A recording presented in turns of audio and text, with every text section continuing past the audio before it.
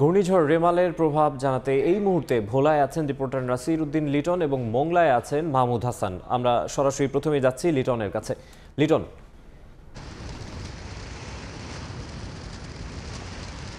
দ্বীপ জেলা ভোলার মানুষের আজকের সকালটা অন্য দিনের তুলনায় কিছুটা ভিন্ন। গত রাত উদ্বেগ উৎকণ্ঠার মধ্যে কাটানোর পরে ঘূর্ণিঝড় রেমেল নিয়ে আজকে সকালে সেই উৎকণ্ঠা আরো বেড়েছে। আমরা কিছুক্ষণ আগে কথা বলেছিলাম সিপিবির উপপরিচালকের সাথে। উপপরিচালক জানিয়েছেন যে আজকে দুপুর 12টার পর থেকেই ঘূর্ণিঝড় রেমালের অগ্রভাগ উপকূল অতিক্রম করার কথা রয়েছে। এই মুহূর্তে ভোলা 7 নম্বর বিপদ সংকেতের আওতাধীন রয়েছে। যখন অগ্রভাগ আঘাত হানা শুরু করবে তখন থেকেই কিন্তু আসলে এই উপকূলের মানুষের দুর্ভোগ বাড়ার সম্ভাবনা রয়েছে। আমরা এখন আজকে ভোর থেকে কিন্তু দ্বীপ জেলা ভোলা আসলে বিচ্ছিন্ন অবস্থায় রয়েছে। এখানে ভোলা থেকে যে নৌ যোগাযোগ, ভোলার প্রধান যোগাযোগ মাধ্যম যে নৌ যোগাযোগ, ভোলা লক্ষ্মীপুর ফেরি, ভোলা ঢাকা লঞ্চ এবং ভোলা বরিশাল ফেরি এবং লঞ্চ সহ অভ্যন্তরীণ সকল রুটের লঞ্চ ফেরি বন্ধ রয়েছে বলে আমরা বিআইডব্লিউটি সূত্রে জানতে পেরেছি। আর সিপিবির যে কার্যক্রমটি রয়েছে তার উপপরিচালক জানিয়েছেন যে তারা আসলে প্রায় 14,000 স্বেচ্ছাসেবীকে ইতিমধ্যে মাঠে নামিয়েছেন এই ঘূর্ণিঝড়ের যে ক্ষয়ক্ষতি আছে এবং যারা ঝুঁকিপূর্ণ এলাকায় আছে তাদেরকে নিরাপদে আনার জন্য।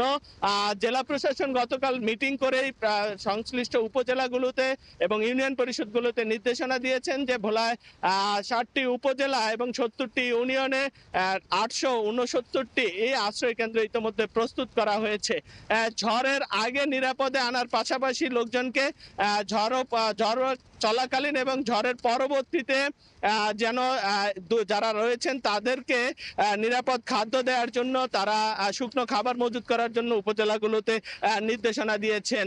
এবং স্বাস্থ্য বিভাগ 78টি মেডিকেল টিম প্রস্তুত রেখেছে ঔষধ সহ, প্রয়োজনীয় ঔষধ সহ জরুরি সেবা দেওয়ার জন্য, বিশুদ্ধ খাবার পানি বিশুদ্ধ করার জন্য জনস্বাস্থ্য প্রকৌশলের পক্ষ থেকে প্রস্তুতি নেওয়া হয়েছে।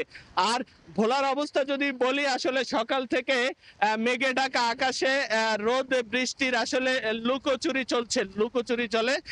কখনো গুড়ি গুড়ি বৃষ্টি, আবার কখনো কালো আকাশের মধ্য থেকে সূর্য উঁকি দিচ্ছে। আর নদীর অবস্থা যদি বলি, মেঘনা নদীতে এই মুহূর্তে ভাটা চলছে। ভাটার মধ্যেও বড় বড় ঢেউ আছড়ে পড়ছে তীরে। মেঘনা অনেকটা জাল জেলে শূন্য অবস্থায় রয়েছে। আমরা সদর উপজেলার যে তুলাতলির মেঘনা এলাকায় রয়েছি, সেই মেঘনা এলাকায় আমরা দেখতে পাচ্ছি যে চট্টগ্রামগামী, ঢাকাগামী সহ দেশের বিভিন্ন অঞ্চলের যে সমস্ত নৌযানগুলো রয়েছে, এখানে পণ্যবাহী যে জাহাজ এবং বার্জ বাল্কহেড রয়েছে, সেইগুলো কিন্তু এই মেঘনার এই অঞ্চলে অসংখ্য জাহাজ এরকম নোঙর করে রাখা হয়েছে। আমরা কথা বলেছিলাম তাদের সাথে, যেহেতু ঝড়ে আঘাত হানার সম্ভাবনা রয়েছে দুপুরের পরেই, সে কারণে তারা আসলে এই এলাকাটা কিছুটা নিরাপদ মনে করে এখানে নোঙর করে রেখেছেন তীরের কাছাকাছি। আমরা বিভিন্ন মাছঘাটের সাথে কথা বলেছিলাম। মাছঘাটের যে তথ্য, মেঘনা নদী এবং মেঘনা নদীর কাছাকাছি যে সমস্ত জেলেরা মাছ ধরেন তারা অনেকেই নিরাপদে ঘাটের কাছাকাছি এবং ঘাটে অবস্থান করে। তবে সাগরে মাছ ধরার নিষেধাজ্ঞা থাকলেও ভোলার বিভিন্ন ঘাট থেকে বেশ কিছু জেলে ফিশিং বোট নিষেধাজ্ঞা অমান্য করে সাগরে মাছ ধরতে গিয়েছেন বলে।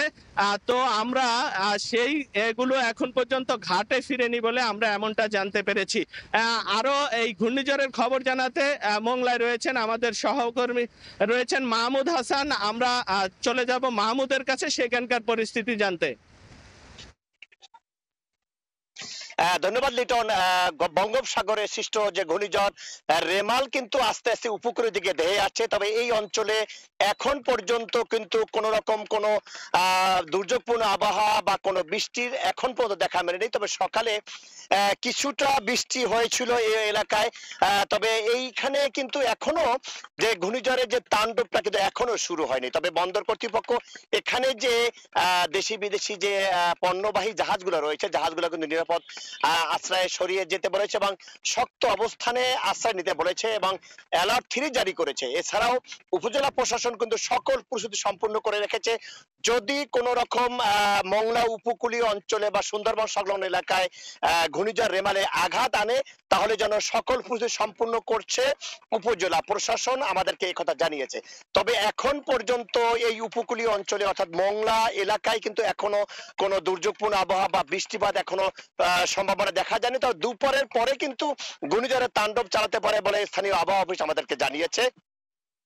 এছাড়াও এখানে যে জেলে পরিবারগুলো রয়েছে বা উপকূলীয় অঞ্চলে যারা বসবাস করে তারা যে অবস্থানে আছে তারা কিন্তু নিরাপদ আশ্রয় যাওয়ার জন্য উপজেলা প্রশাসন জানিয়েছে। এছাড়াও যে স্বেচ্ছাসেবক রয়েছে তারাও কিন্তু এখান থেকে সরে যাওয়ার জন্য তারা প্রস্তুতি নিয়েছে। তবে এই ছিল আমার কাছে মোংলা এলাকায় যে বঙ্গোপসাগরে থেকে যে ধেয়ে আসছে ঘূর্ণিঝড় রেমাল তার সর্বশেষ খবর। ঘূর্ণিঝড় রেমালের প্রভাবের বিষয়ে জানাতে আমাদের সঙ্গে যুক্ত হয়েছিলেন ভোলা থেকে রিপোর্টার নাসির উদ্দিন লিটন এবং মোংলা থেকে মাহমুদ হাসান।